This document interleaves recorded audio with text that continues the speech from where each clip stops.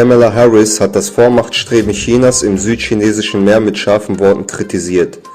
China nötigt, schüchtert ein und nimmt den Großteil des südchinesischen Meers in Anspruch, sagte die US-Vizepräsidentin in einer Rede in Singapur. Beim G7-Treffen zu Afghanistan geht es in erster Linie darum, ob die Evakuierungen auch nach dem 31. August fortgesetzt werden können. Das hängt aber vor allem von den USA ab und die würden lieber noch schneller abziehen.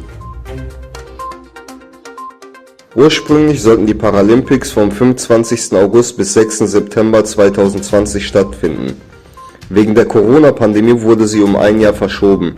Sie beginnen nun am 24. August in Tokio und enden am 5. September. Zuschauer sind wegen der steigenden Zahl von Corona-Neuinfektionen nicht zugelassen. In den letzten Jahren wuchs die Zusammenarbeit zwischen Indien und Russland. Die neue indische Regierung wird trotz Druck seitens der USA S-400 Luftabwehrsysteme kaufen. Russland teilte mit, dass die ersten Lieferungen Ende dieses Jahres stattfinden werden.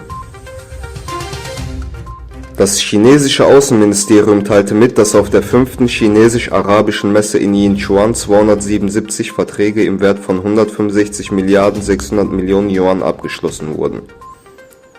Verträge wurden in den Bereichen Elektronik, saubere Energie, Medizintechnologie, organische Lebensmittel, Internet und Tourismus vereinbart. Nach ihren Siegen gegen Rumänien, Schweden, Ukraine und Finnland bezwang die türkische Frauenvolleyball-Nationalmannschaft in der Gruppenphase der EM am heutigen Dienstag auch die Niederlande und sicherte sich somit den Einzug ins Achtelfinale. Ursprünglich sollte in Kasachstan die Bevölkerungszahl 2020 ermittelt werden. Wegen der Pandemie musste das Vorhaben jedoch um ein Jahr verschoben werden. Im Oktober können die Befragten zwischen digitaler Datenerhebung und Hausbesuchen wählen.